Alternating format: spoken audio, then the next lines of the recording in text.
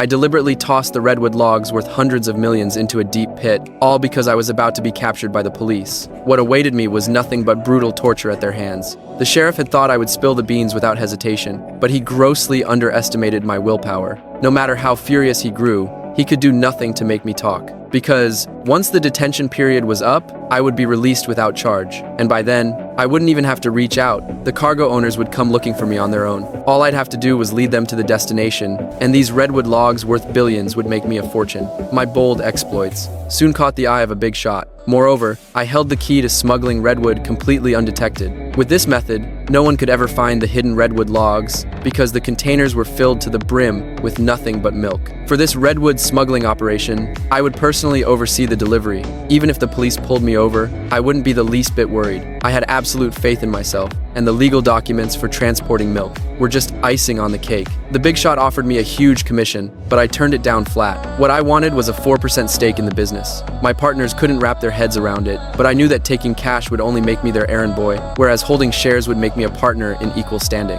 Thanks to my method, we breezed through every checkpoint without fail. The police never found anything amiss. Tempted by the huge profits, I began smuggling redwood using different ploys each time, and every single attempt went off without a hitch. This time, we even managed to ship a massive haul of redwood disguised as wedding cars. But our frequent smuggling finally drew the sheriff's attention. He was sharp. He spotted the vehicle's secret in an instant. All the underlings in charge of the smuggling operation were arrested. Under the police's brutal torture, they spilled the beans about our storage location. I, however, was completely in the dark. I even let the girl my partners had kidnapped go free. This infuriated my partners to no end. They thought I was just a hired hand and had no right to meddle with his woman. But they'd forgotten one crucial thing. I was a partner who held 4% of the shares. There was nothing they could do to me. Just then, the big shot called. According to the tip-off from our mole inside the police station, the police already knew my location. They were even mobilizing all their officers to launch a raid and take us all down in one fell swoop. The situation was extremely perilous, and this cargo had to be saved at all costs. It was simply too valuable.